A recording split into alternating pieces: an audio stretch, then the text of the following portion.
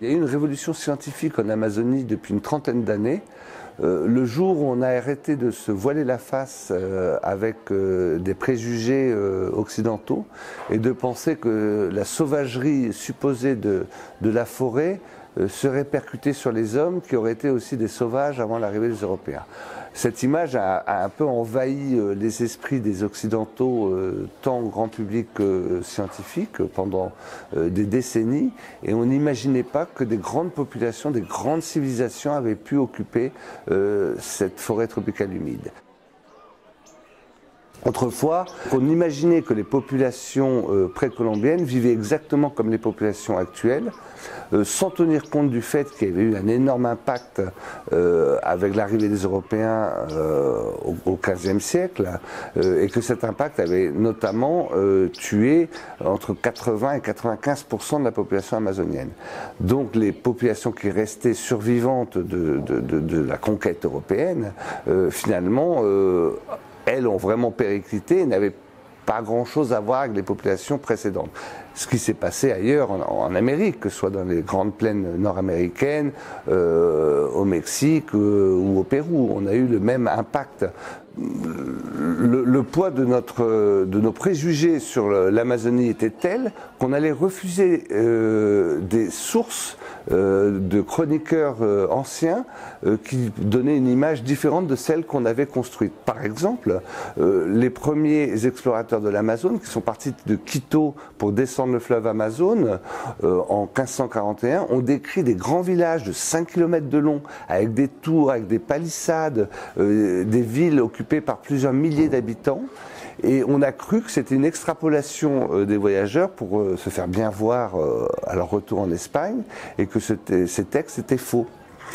Et pendant 500 ans, même les archéologues, à la fin du XXe siècle, refusaient ces témoignages en disant qu'ils étaient mensongers et qu'il n'y avait pas, de réalité derrière ces descriptions. Il y a une trentaine d'années, les archéologues ont commencé à vouloir, à essayer de se baser plus sur les données archéologiques pour comprendre ces sociétés, et non pas sur des comparatismes directs.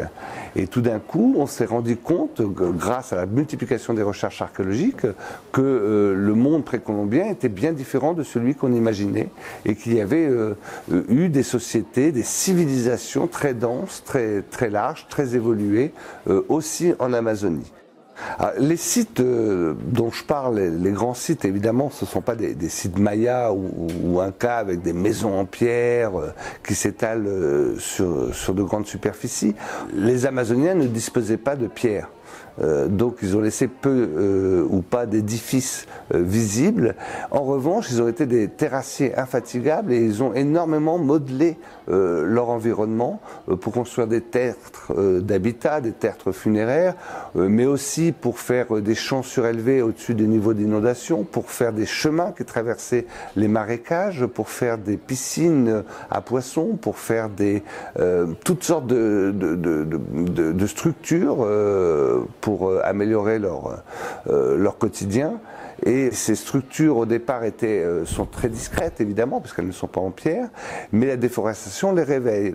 Et quand je parle de grands sites, je peux parler par exemple de la vallée de Lupano en Équateur, qui est une vallée donc de la haute Amazonie, au pied des Andes, où sur plus de 50 km de long et 20 km de large, vous avez des centaines et des centaines, des milliers de monticules de terre sur lesquels les Amazoniens ont vécu. Des chemins creusés aussi qui connectent tous ces sites.